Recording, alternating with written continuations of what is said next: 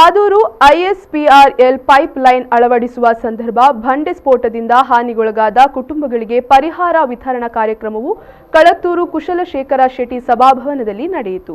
ಕಾರ್ಯಕ್ರಮದಲ್ಲಿ ಭಾಗವಹಿಸಿದ ಉಡುಪಿ ಚಿಕ್ಕಮಗಳೂರು ಕ್ಷೇತ್ರದ ಸಂಸದೆ ಶೋಭಾ ಕರಂದ್ಲಾಜೆ ಅವರು ಮಾತನಾಡಿ, ದೇಶದ ತುರ್ತು ಅವಶ್ಯಕ ಸಂದರ್ಭದಲ್ಲಿ ಬಳಸಲ್ಪಡುವ ಪಾದೂರು ತೈಲ ಸಂಗ್ರಹಾರಕ್ಕೆ ತಮ್ಮ ಜಮೀನು ನೀಡುವ ಮೂಲಕ ಇಲ್ಲಿನ ಗ್ರಾಹಸ್ಥರು ದೇಶ ಸೇವೆಗೆ ಮುಂದಾಗಿದ್ದಾರೆ.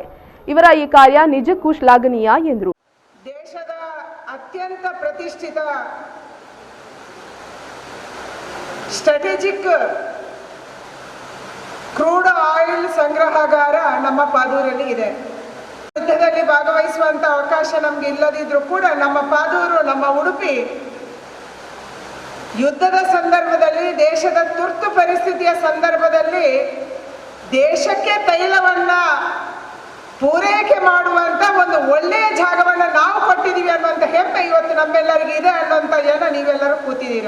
ಅಗತ್ಯದ ಸಂದರ್ಭದಲ್ಲಿ, ದೇಶಕ್ಕೆ ಬೇಕಾದಂತ ಸಂದರ್ಭದಲ್ಲಿ, ದೇಶಕ್ಕೆ ತುರ್ತಾಗಿ ಅವಶ್ಯಕತೆ ಇರುವಂತ ಸಂದರ್ಭದಲ್ಲಿ ನಮ್ಮ ಪಾದೂರಿನ ತೈಲ ಸಂಗ್ರಹಾಗಾರ ದೇಶಕ್ಕೆ ಈ ತೈಲವನ್ನ ಪೂರೈಕೆ ಮಾಡುತ್ತೆ.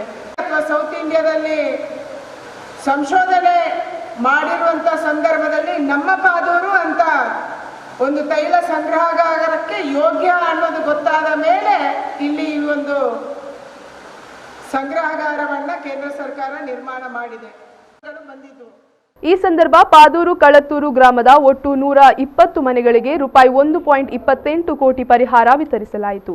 ಈ ಸಂದರ್ಭ ಕಾಪು ತಹಶೀಲ್ದಾರ್ ಮೊಹಮ್ಮದ್ ಇಜಾಕ್, ಉಡುಪಿ ಜಿಲ್ಲಾ ಪಂಚಾಯತ್ ಅಧ್ಯಕ್ಷ ದಿನಕರ ಬಾಬು, ಉಪಾಧ್ಯಕ್ಷೆ ಶೀಲಾ ಕೆ ಶೆಟ್ಟಿ ಸದಸ್ಯರುಗಳು ಉಪಸ್ಥಿತರಿದ್ದರು.